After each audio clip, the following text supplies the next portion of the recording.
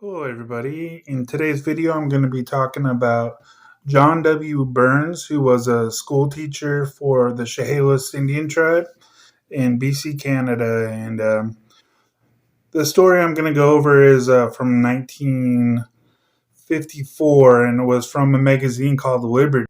In this article, it'll also talk about where the term Sasquatch came from and how it got there. So, anyway, without further ado, let's read this article.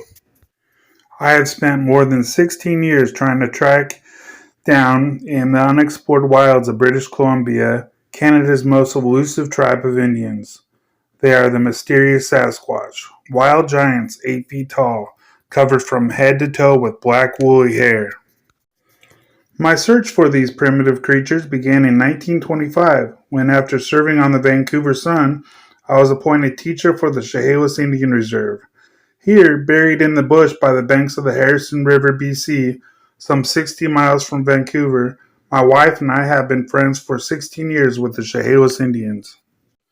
Because they knew I wouldn't taunt them, my Shahelis neighbors revealed to me the secrets of the Sasquatch, details never confided to any white man before.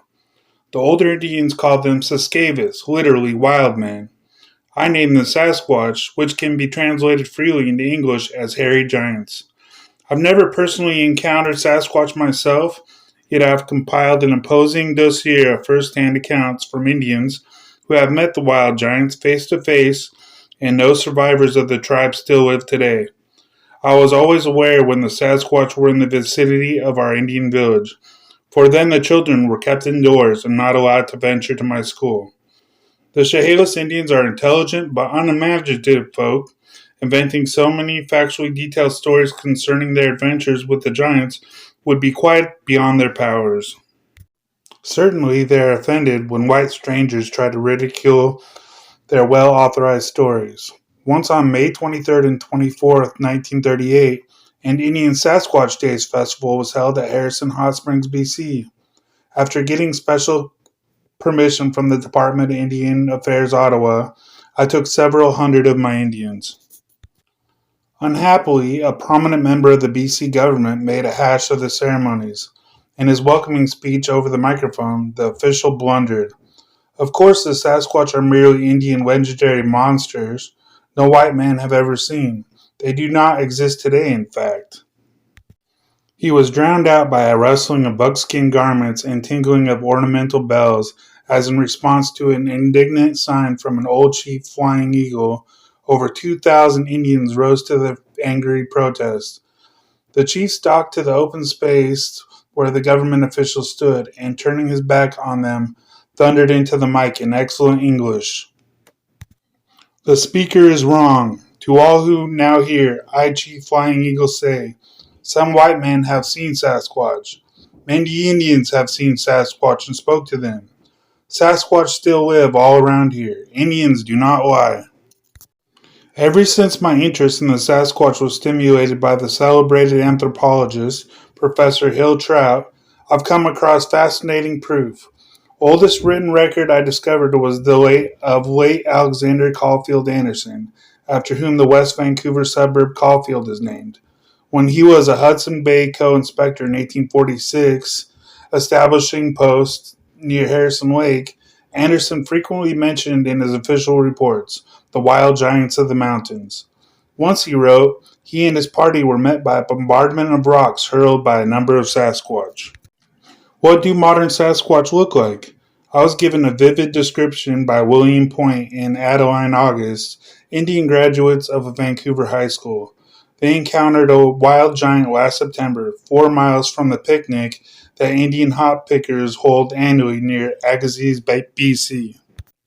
We were walking on the railroad track towards the house of Adeline's parents, Point told me, when Adeline noticed a person coming toward us. We halted in alarm. The man wore no clothing at all and was covered with hair, like animal. He was twice as big as the average man. His arms were so long his hands almost touched the ground. His eyes were large and fierce as a cougar's.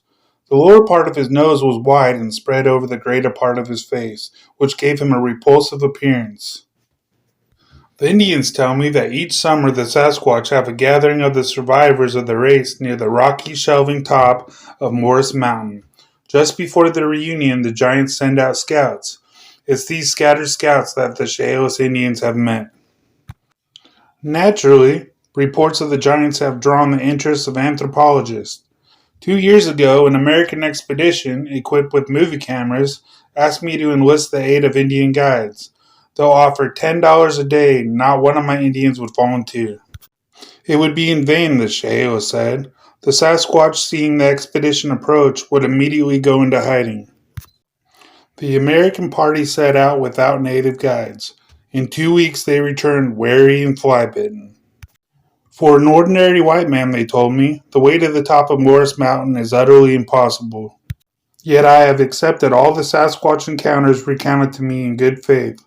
One Indian known for his truthfulness, Peter Williams, told me he was chased and almost had his frame shack pushed over by a wild giant of the Sasquatch, or place of the Wild Man district of BC.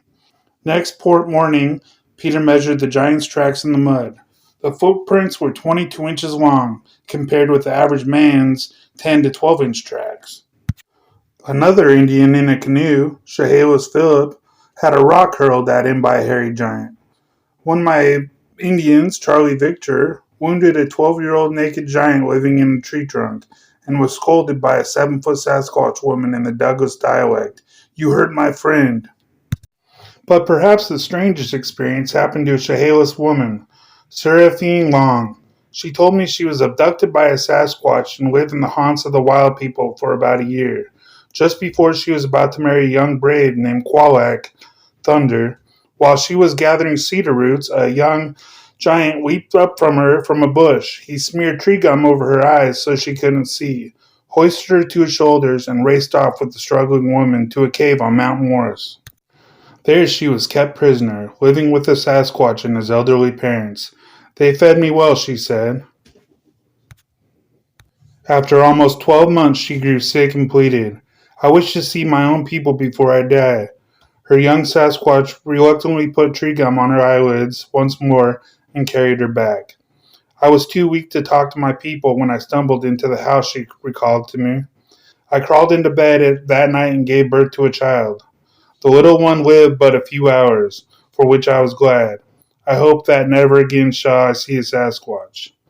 Many of my other Indians are sincerely convinced the Sasquatch lived in the unexplored interior of BC. And with the Indians who I know and trust, I also believe. So anyways, the end of the video, and I hope you guys liked watching. Make sure to subscribe and leave a like if you like this video and want to see more videos like this. A lot of these stories I'm getting from different Bigfoot books that I got. This one came from a book called Know the Sasquatch by Christopher L. Murphy. It's a really good book, and you guys should definitely check it out. There are so many Bigfoot stories coming from this area. It's like a 150-mile radius from Yale to Chilliwack and all the areas in between. Just endless amount of endless amount of reports.